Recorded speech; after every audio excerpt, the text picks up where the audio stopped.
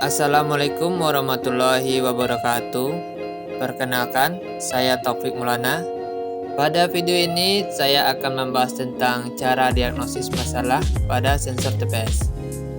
Bagaimana isi videonya? Langsung saja, inilah videonya. Untuk mengawali pekerjaan, yang pertama kita siapkan alat dan bahan.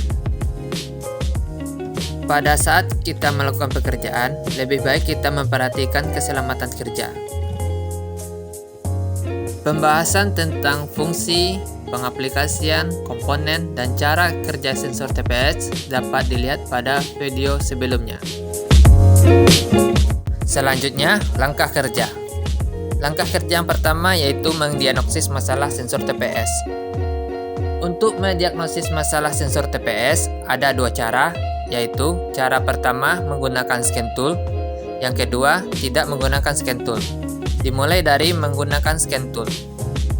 Siapkan peralatan scan tool, pasang kabel penghubung scan tool dan kabel daya tambahan yang dicolokkan di dekat tombol pengaturan AC.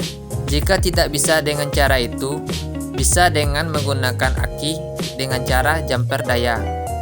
Selanjutnya, hubungkan OBD-nya. Bentuk OBD setiap merek pabrikan mobil berbeda.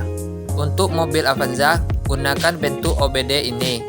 Setelah itu, hubungkan OBD-nya dengan mobil yang terletak di bawah kemudi.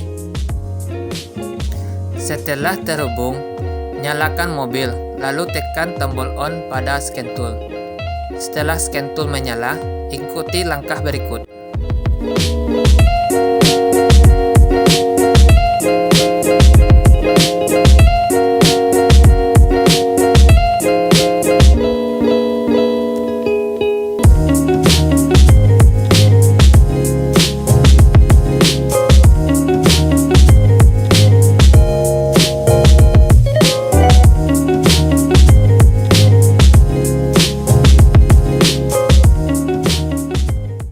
Karena mobil Avanza merupakan mesin yang sama dengan Daihatsu Xenia, maka pilihlah logo Daihatsu.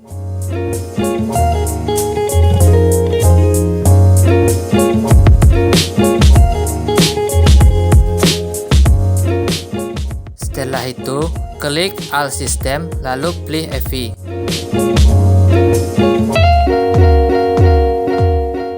Klik Read Current Data, karena kita akan mengecek current data sensor TPS.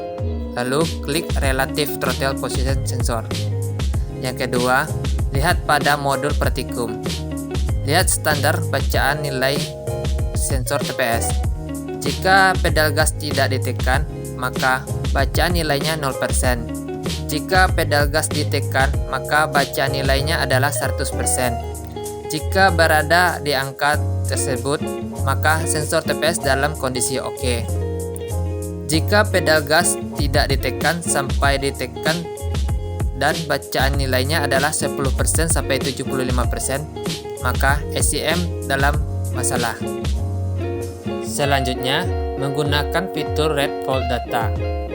Fitur ini digunakan untuk mengecek sensor mana yang mengalami trouble.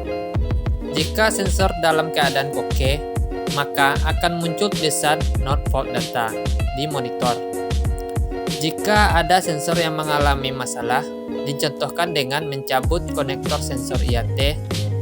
Setelah itu, mobil dinyalakan, maka akan muncul tulisan P110 IAT Signal, yang artinya sensor IAT mengalami trouble.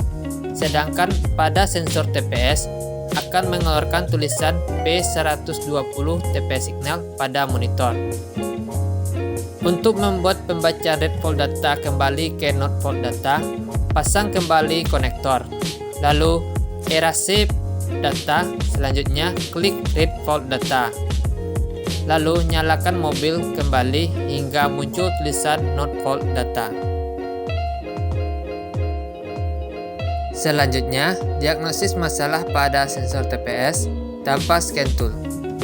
Diagnosa ini dilakukan dengan cara menghubungkan terminal 4 dan terminal 12 pada OBD yang berada di bawah setir mobil dengan menggunakan kabel. Langkah-langkahnya, yang pertama, cari terminal 4 dan terminal 12 pada OBD mobil dengan cara melihat konektor penghubung OBD scan tool. Yang kedua, hubungkan terminal OBD yang berada di bawah setir mobil dengan kabel. Yang ketiga, putar kunci kontak ke on atau starter mobil. Lihat pada panel speedometer, lihat cek engine-nya. Jika sensor TPS normal, maka cek engine tidak menyala. Jika sensor TPS mengalami masalah dengan contoh konektor sensor TPS dicabut, maka cek engine berkedip dan mengeluarkan kode. Lihat pada modul Pertikum atau manual book. Jika kode yang keluar 5.1 yang seharusnya 4.1, lihat lagi pada manual book yang membahas tentang diagnosis kode. Lihat pada tabel tersebut. Itu saja yang dapat saya sampaikan. Untuk bahasan yang selanjutnya dapat dilihat pada video selanjutnya. Apabila ada kesalahan mohon dimaafkan. Wassalamualaikum warahmatullahi wabarakatuh.